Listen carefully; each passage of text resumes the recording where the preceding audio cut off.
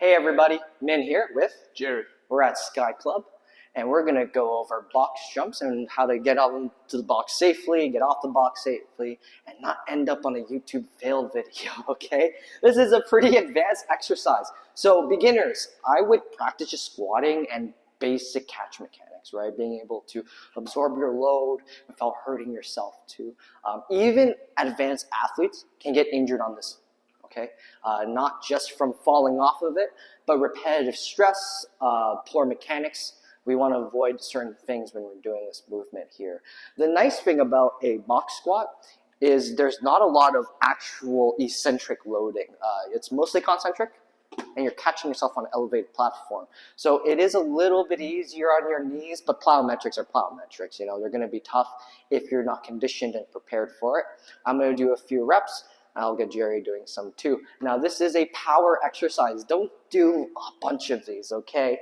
I would say no more than 5, or stop it the moment your actual acceleration upon the box slows down.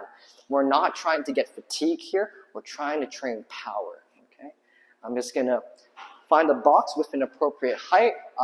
I don't have the best actual plyometric abilities, but I am so flexible, I can pull my knees into my face to get up onto here. So I kind of have like a false positive in jumping abilities, okay? Jerry will also be doing it here too, and we're gonna make sure we do it very, very safely. 1 second. So first and foremost, I wanna make sure this is sturdy. You have wood boxes and you have soft boxes. I think the wood boxes are relatively safe because it doesn't move. I've seen people jump on here and the box going completely forward because they brought too much momentum with them, and then they fall and they hit their head, they may break their arm, they may, go onto a foosh and get some shoulder injury. So let's make sure none of that happens. If you're using a soft box, be very controlled. Don't explode as hard as you can. Focus on your precision and speed on the acceleration, and then catching yourself first and foremost. I'm gonna set my hips back, and I'm gonna dip a little. This is to get the stretch shortening cycle to activate.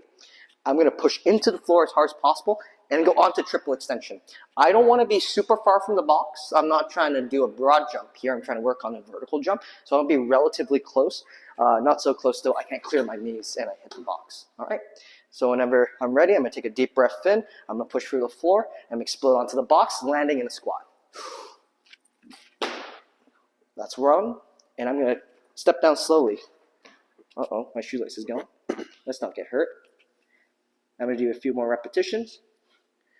Deep breath in, I'm gonna sit the hips back, I'm gonna triple extend through, land softly on the box.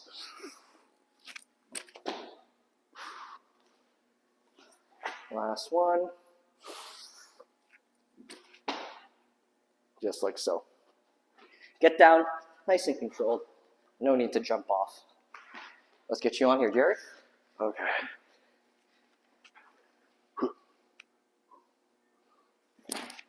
Very controlled, nice.